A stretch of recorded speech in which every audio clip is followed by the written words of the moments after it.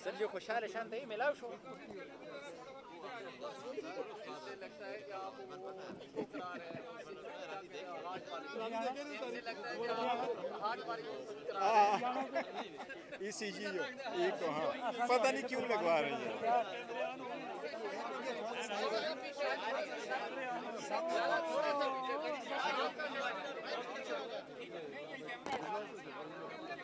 ये लोग भी आज एक्साइटेड नजर आ रहे बीच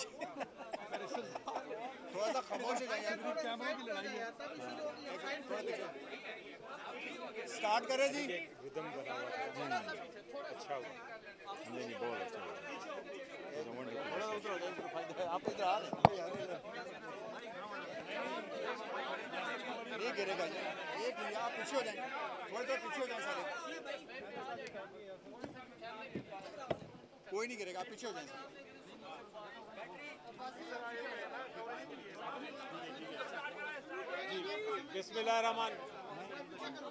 बिस्मिल्लाहिर्रहमानिर्रहीम।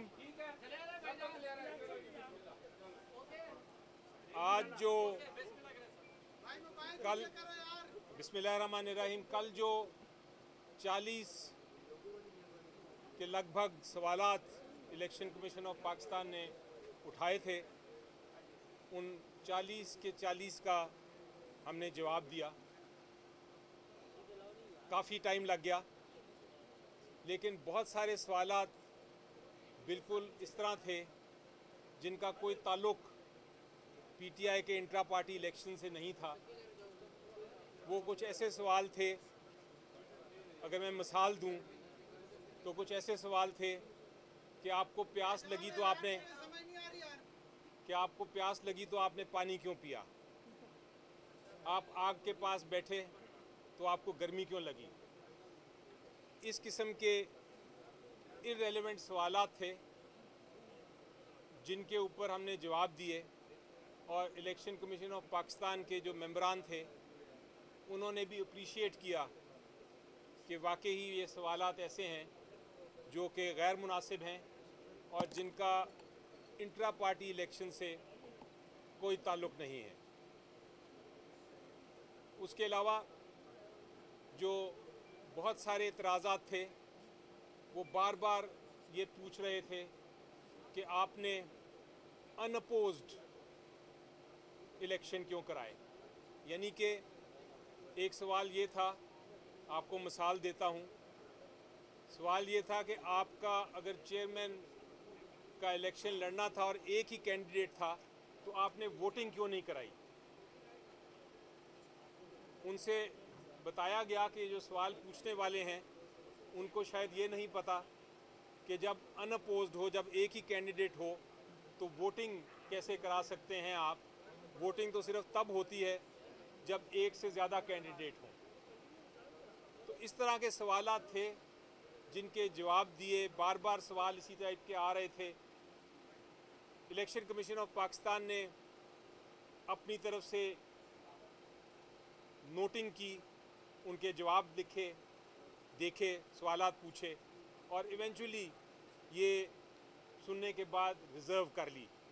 इलेक्शन कमीशन ऑफ पाकिस्तान को ये भी हमने पूछा, जो उनके अफसर थे जिन्होंने सवालात पूछे, कि आपने 40 से ज़्यादा सवाल, लगभग 40 सवाल तो PTI से पूछे, ऐसे सवाल जिनका इंट्रा पार्टी इलेक्शन से भी कोई ताल्लुक़ नहीं, ऐसे सवाल जिनका इन केस से भी कोई ताल्लुक़ नहीं। क्या आपने इनके 10% सवाल भी किसी और पॉलिटिकल पार्टी से पूछे? उनके इंट्रा पार्टी इलेक्शन के बारे में पूछा, उनसे पूछा कि उनका इलेक्शन कमिश्नर है इंट्रा पार्टी इलेक्शन के लिए वो कौन था। उनसे पूछा कि आपके इलेक्शंस वाले जो हुए वो क्यों अनअपोज्ड कंटेस्ट के, वोटिंग के बगैर उनको क्यों किया गया। उसका फिर आज भी कोई जवाब नहीं आया, और वो इसलिए नहीं आया क्योंकि हमें यकीन है कि ये सवालात जो हमसे पूछे जा रहे हैं वो किसी से नहीं पूछे गए। बल्कि चीफ़ इलेक्शन कमिश्नर साहब ने ये रिमार्क भी पास किया कि आपसे ये हम इसलिए पूछ रहे हैं क्योंकि आप एक बहुत ख़ास जमात हैं। वो उन्होंने मजाकन कहा, वो तंज़न कहा एक लाइटर मोड में कहा, लेकिन बहरहाल उसके पीछे हकीकत भी लगती है कि अगर ये सवालात 40 सवाल जो हैं वो खाली पीटीआई से पूछे गए और दूसरी पार्टी से नहीं पूछे गए तो सर्टेनली एक तासर तो मिलता है कि डिस्क्रिमिनेशन हो रही है। इसके अलावा अगर आप देखें तो बहुत सारे सवालात तो ऐसे थे जिनका, जिसका मैंने कहा कि ताल्लुक़ तो नहीं था इस केस से, लेकिन वो ऐसे थे जिनका जवाब भी बिल्कुल हमारे आइन में और जो इलेक्शन एक्ट है उसमें मौजूद था। वो सवाल पूछने की ज़रूरत ही नहीं थी। इतने टेक्निकल सवाल उठाने, इतने टेक्निकल इश्यूज उठाने और उसके लिए पाकिस्तान की सबसे बड़ी जमात का इलेक्शन सिंबल डिले करना, 2 दिन रह गए हैं, शायद 1 दिन रह गया है नॉमिनेशन पेपर्स में, उसको डिले करना कि हमें सिंबल ना मिले, इन टेक्निकल सवालों के वजह से मेरा ख्याल है जमहूरियत को बड़ा नुकसान पहुँचेगा। उम्मीद ये है, आखिर में मैंने ये कहा था, रिक्वेस्ट की थी इलेक्शन कमीशन ऑफ पाकिस्तान को कि आप इसका जल्द से जल्द फ़ैसला कर दें। जो भी फ़ैसला है आप कर दीजिए ताकि हम नेक्स्ट स्टेज पे जा सकें और अपना सिंबल ले सकें, जो हमारा हक़ है, पीटीआई का हक़ है। उन्होंने जवाब में ये बताया मुझे कि उनको एहसास है कि इलेक्शन शेड्यूल अनाउंस हो चुका है, उनको एहसास है कि ये फ़ैसला जल्द होना है, लेकिन जजमेंट आज रिज़र्व कर ली गई है। हम देखेंगे कब उसको अनाउंसमेंट आती है। शुक्रिया।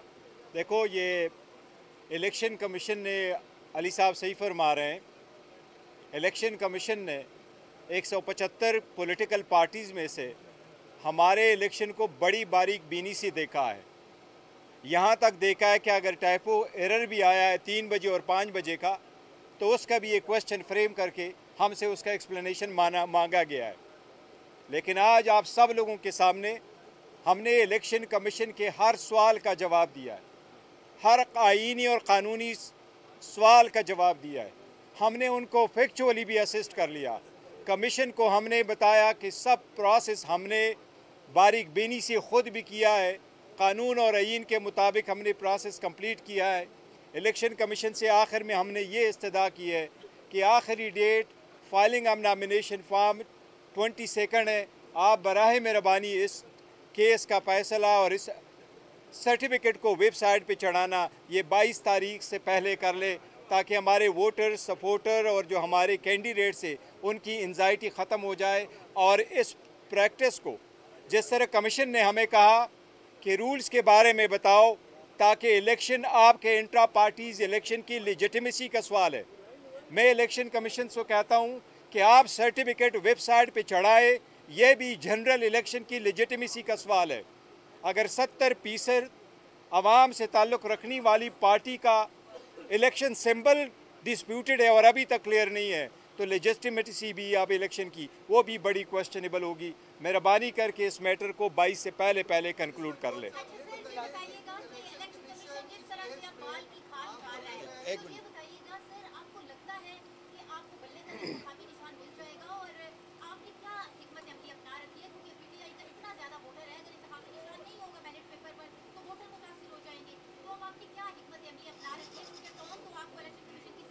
देखिए, पहली बात तो ये है कि हमें अभी भी उम्मीद है इंशाअल्लाह ताला कि कानून और आईन के मुताबिक फ़ैसला होगा, तो हमें अभी भी उम्मीद है। और हमें उम्मीद का हमेशा से और इत्मीद का हमेशा से इजहार किया है कि कमीशन इंशाअल्लाह ताला हमें डिसअपॉइंट नहीं करेगा इस मरतबा, और ये हमारा राइट है और इलेक्शन हमने सही किए हैं, तो हमें निशान सिंबल मिलेगा। ये आवाम का बुनियादी हक़ है कि अगर वो इस पार्टी को चूज़ करते हैं तो इसकी आइडेंटिटी बहाल रहे।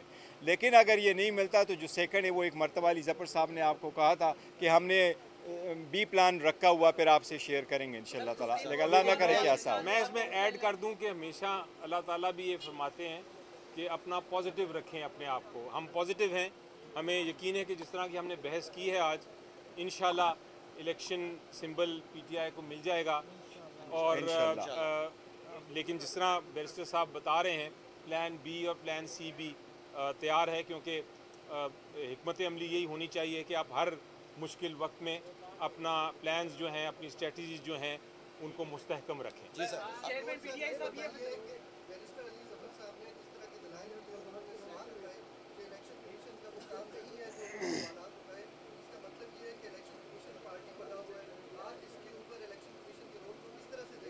देखो वो हमेशा से हम कहते हैं जजेस को, हम इस तरह कहते हैं जिस तरह की बारीक बीनी में ये लोग चले गए और ऑफिस जिस तरह बारीक बीनी में चला गया, बट कमीशन ने उसको अच्छी तरह से नोट किया हुआ है। हमें उम्मीद है इंशाल्लाह कमीशन इसको अच्छी तरीके से एड्रेस करेगा। एक ही रोज सुप्रीम कोर्ट बार और पाकिस्तान बार एसोसिएशन ने इलेक्शन कमीशन और चीफ इलेक्शन कमिश्नर पर अदम एतमाद का इजहार किया और मुस्ताफी होने का मुतालबा भी किया। आप क्या समझते हैं, एक टाइम पे दोनों की तरफ से मुतालबा आया है और ये किस तरह मुतासिर कर सकता है?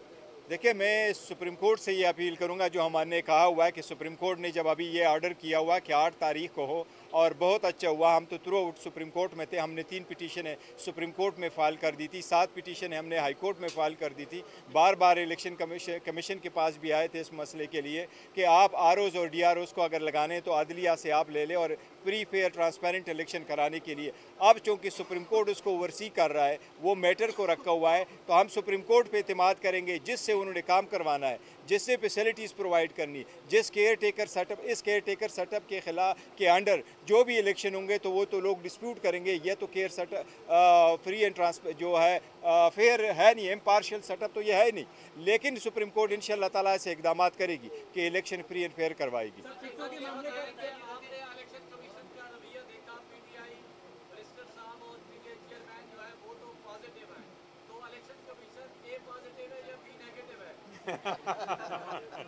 ए पॉजिटिव ही समझिए आप, इंशाल्लाह ठीक होगा।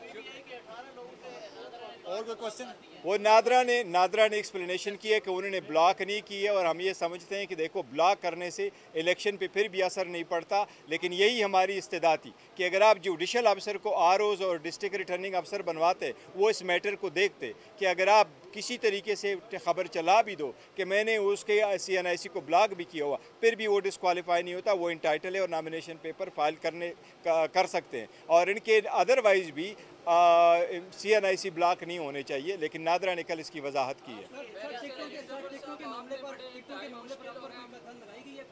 नहीं, टिकटों के मामले पे देखो इवेंचुअली तो हम बार बार कह चुके हैं, टिकट खान साहब के जो इंस्ट्रक्शन है उसके मुताबिक होंगे, लेकिन वो पार्टी का एक प्रॉपर लेन है, वो हमारा होमवर्क हो चुका है उसके बारे में। चले